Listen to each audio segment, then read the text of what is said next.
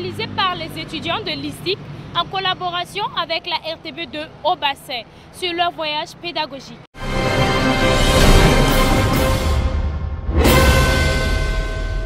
Poursuivant leur voyage pédagogique, les étudiants de l'Institut des sciences et techniques de l'information et de la communication ont effectué ce matin une visite au conseil régional de Haut-Bassin. Ces échanges avec Amédée Paré, secrétaire général, ont porté sur les missions du conseil régional. Suivons le compte-rendu de Zakaria Ouedraogo et de Nafissa Soma. La mission principale du conseil régional porte sur le développement local. Grâce à cette mission, il arrive à satisfaire les provinces visées par ces actions de développement. Lors de cette présentation, un film documentaire a été projeté afin de permettre aux étudiants stagiaires de connaître les actions que le conseil régional a pu réaliser dans les différents secteurs. Les missions du conseil régional, fondamentalement, c'est le développement local. Donc, il faut dire que la région, même collectivité, a vocation à être un espace d'aménagement et de coordination du développement. Donc, véritablement, c'est le développement local. Le conseil régional a atteint ses objectifs. Toutefois, avec les activités menées, il rencontre des difficultés dans leur réalisation. Les difficultés vont être au niveau des ressources financières. Vous savez que pour réaliser beaucoup d'investissements, beaucoup d'infrastructures, il faut que vous ayez suffisamment de ressources. Nous essayons de faire cette mobilisation sur nos ressources propres auprès de nos partenaires, mais véritablement, il y a quand même des difficultés. Donc, l'autre difficulté, c'est qu'il faut aussi que on puisse achever le processus de transfert de compétences et de ressources, que l'État, dans le cadre de ce processus-là, puisse transférer aux régions les ressources nécessaires pour assurer le développement. 78 conseillers régionaux ont été élus par suffrage indirect dans les 33 communes de la région.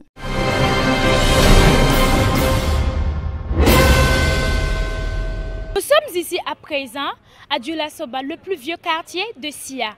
Une visite dans la cour royale des Bobo Mandarins. Le 20e chef de la dynastie, conseils et bénédictions en sont sortis. Reportage de Georges Sawadgo et Zakaria Ouedraogo. Le séjour des stagiaires de l'ISTIC s'est poursuivi dans la ville de Sia à Dioula-Soba par une visite de courtoisie à Sa Majesté Sidiki Sanou, chef suprême des Bobo Mandarins. Actuel chef de canton des Bobo Mandarins, il est le 5e après Souro Sanou dont le CHU de Bobo Dioulasso porte le nom. Il règne sur 73 villages et il a autorité sur tout le Grand Ouest, à savoir le Sud-Ouest, les Cascades, la Boucle du Mouhoun et les Hauts-Bassins. Il a été intronisé le 31 mars 2015 et compte déjà à son actif plusieurs médiations réussies. Il marque son entière disponibilité pour les actions en faveur de la paix et de la cohésion sociale. On peut citer entre autres litiges réglés par ses offices, le conflit autour de la chefferie coutumière de Banfoura, des mouvements de grève des élèves et étudiants, des conflits liés aux fonciers et certaines grandes questions concernant la vie de la nation. On a beaucoup travaillé sur la cohésion sociale.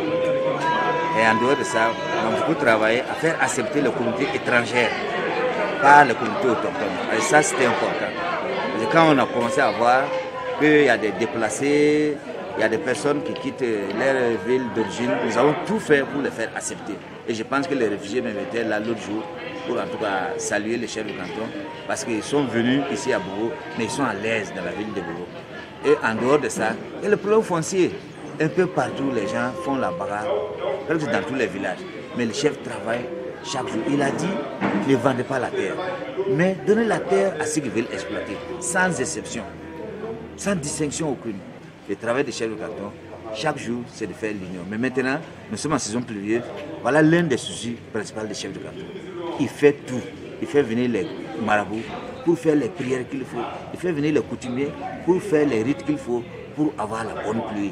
Parce qu'il dit que S'il y a une bonne pluie, on arrive à bien cultiver, c'est mieux pour nous. Très enthousiaste et visiblement satisfait de la visite des stagiaires de l'ISTIC, futur professionnel des métiers de la communication et du journalisme, Sa Majesté a prodigué beaucoup de précieux conseils à ses visiteurs, tout en insistant sur la part de responsabilité de ceux-ci dans la construction d'un Burkina plus paisible, plus prospère et plus rayonnant. Les assistants à fin de formation qui n'ont pas taré du tout de questions ont démontré une véritable soif d'en savoir davantage sur la chefferie Bobo, ses composantes, ses limites et son histoire. Les traducteurs se sont succédés pour éclairer leur lanterne. On est une vingtaine de conseillers notables autour du chef de canton, mais chacun a un rôle bien précis. Personne n'est forcément indispensable.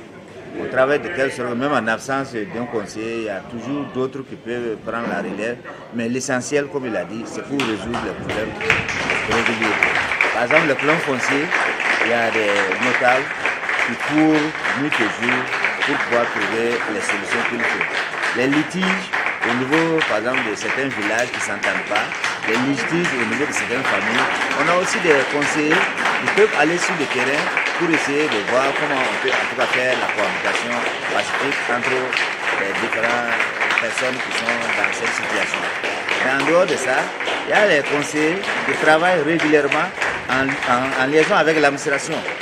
Les invitations au gouvernorat, les invitations au haut commissariat, les invitations à la préfecture, régulièrement avec l'administration au travail. Et il y a l'union aussi avec la collaboration avec tous les autres services techniques de la région.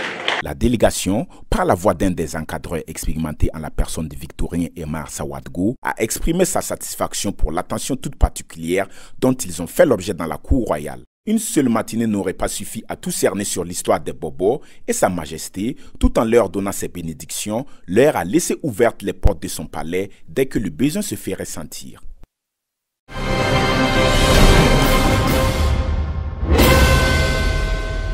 Première visite commune avant Samandeni vendredi. Nous avons déposé nos valises à la mosquée de Dioula Soba.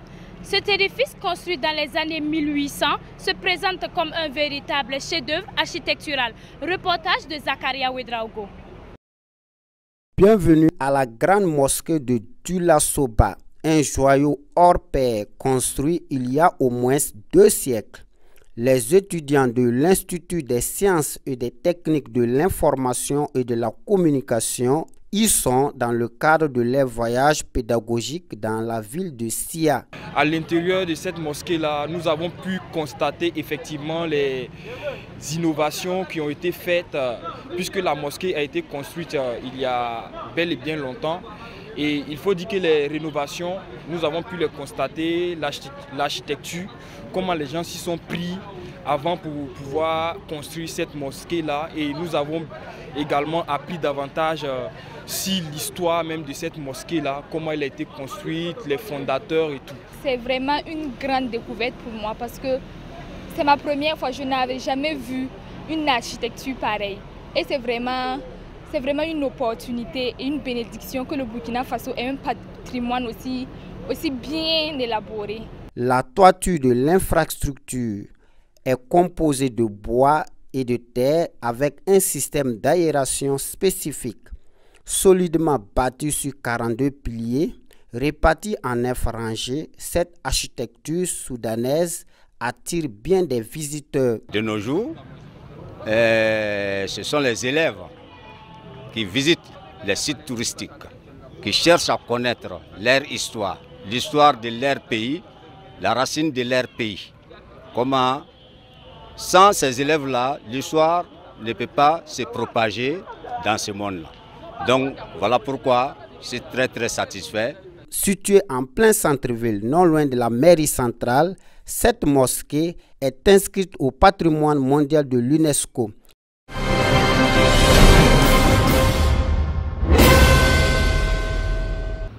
Deux jours maintenant que les assistants sont dans la belle cité de Sia.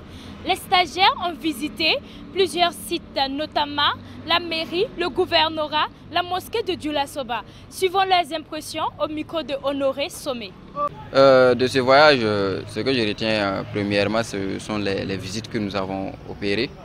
Voilà, donc nous avons visité quelques lieux, notamment la mairie, le gouvernorat. Voilà, donc je peux dire que ce sont des visites qui ont été, je peux dire, fructueuses, voilà, pour nous.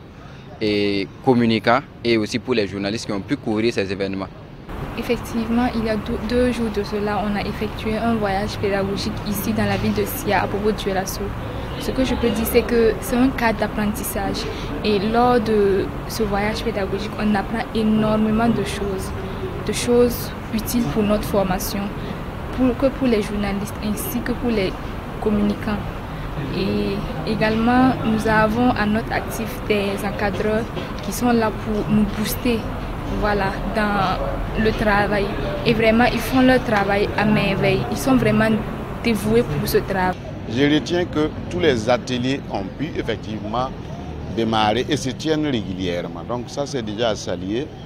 On a également une bonne participation donc des stagiaires. Et ça, c'est également remarquable. Il y a beaucoup de productions qui sont déjà sorties, qui sont diffusées. Donc, de ce point de vue, ça avance, on monte même en puissance au fur et à mesure qu'on avance. Bon, les insuffisances, je vais dire, c'est déjà l'heure à laquelle on nous fixe pour le point de départ. Et c'est pas quand on nous dit qu'à 7h ou 7h30 tout le monde doit être prêt, on doit démarrer, mais on se rend compte qu'à la fin on ne démarre pas à l'heure qu'on a fixée au départ. Et ça c'est une difficulté. Et si au cas où la visite là ne s'effectuait pas très tôt, je préfère qu'on laisse un peu de temps aux étudiants de s'arrêter, manger et trouver une heure qui va nous arranger tous. Ces 2 jours ont été vraiment enrichissants pour moi parce que nous avons eu à visiter des institutions fortes de la ville de Bobo-Dioulasso, notamment le gouvernorat et la mairie de Bobo et aussi la vieille mosquée de Bobo-Dioulasso. Donc ça a été vraiment un plaisir pour nous en tant qu'assistantes et première. Je dirais que c'est une première fois même que je découvre la ville, donc ça a vraiment enrichi en quelque sorte mes connaissances. Oui, de la motivation, il y en a parce que en tant que quelqu'un qui va exercer bientôt sur le terrain, donc c'est motivant, c'est là qu'il faut se motiver, c'est là qu'il faut commettre des fautes, des erreurs et s'améliorer, voilà, pour sortir bon demain quoi. C'était le focus sur le voyage pédagogique de l'ISTIC de ce mardi 6 juillet 2021, réalisé en collaboration avec la RTB2 au bassin. Au revoir et à demain.